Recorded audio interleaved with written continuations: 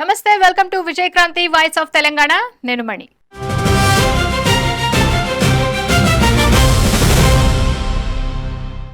తెలంగాణ ఉద్యమ ఆకాంక్షల్లో అతి కీలకమైనది నీళ్ల అంశం. అటువంటి నీటి హక్కుల విషయంలో అధికార ప్రతిపక్షాలు నిత్యం కీచులాడుకుంటూనే ఉన్నాయి. అధికారంలో బీఆర్ఎస్ ఉన్నా, కాంగ్రెస్ ఉన్నా, విపక్షంలో ఉన్న రెండో పార్టీ ఒకే రకమైన ఆరోపణలు చేయడం ఇక్కడ విడ్డూరం. తెలంగాణ ప్రయోజనాలను ఏపీకి తాకట్టు పెట్టారని నాడు కేసీఆర్ సర్కారును కాంగ్రెస్ దూషిస్తే, నేడు రేవంత్ రెడ్డిపై కూడా బీఆర్ఎస్ పార్టీ అదే ఆరోపణ చేస్తోంది. చంద్రబాబు శిష్యుడు కాబట్టి మన నీళ్లను ఏపీకి దోచిపెడుతున్నాడని తాజాగా మరోసారి హరీష్ రావు ఫెయిర్ అవుతున్నారు. మరి మరోసారి ఈ జలరగడ ఎందుకు షురు అయింది? హరీష్ రావు ఏమన్నారు?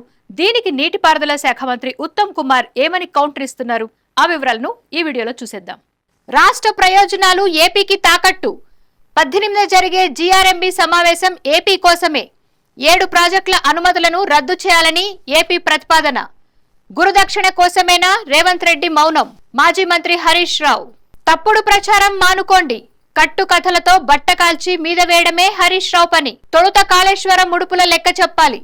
మీరు ఏపీకి అమ్ముడు పోయి ఇప్పుడు మాపై విమర్శలా? నీటిపారుదల శాఖ మంత్రి ఉత్తమ్ కుమార్ రెడ్డి.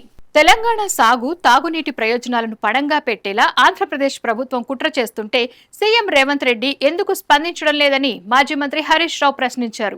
ఈ నెల 18న జరిగే జీఆర్ఎంబీ సమావేశం ఏపీ ప్రయోజనాల కోసమే జరుగుతున్నట్లుగా ఉందనే అనుమానాలున్నాయని తెలిపారు. 7 ప్రాజెక్టుల అనుమతులను రద్దు చేయాలని ఏపీ ప్రతిపాదించిందని ఆయన పేర్కొన్నారు. కాళేశ్వరం అనుమతులు రద్దు అంటే సగం తెలంగాణకు అన్యాయమే జరుగుతుందన్నారు. కొత్తగా అనుమతులు ఇవ్వాలని కాదు, కేసీఆర్ ప్రభుత్వం సాధించిన ఈ 7 ప్రాజెక్టుల అనుమతులను రివ్యూ చేయాలని ఏపీ కోరుతోందన్నారు. చంద్రబాబు తెలంగాణకు ద్రోహం చేయాలని చూస్తుంటే రేవంత్ రెడ్డి మౌనంగా ఎందుకున్నారని, చంద్రబాబు అంటే భయమా లేక గురుదక్షిణ కోసమా అని నిలదీశారు.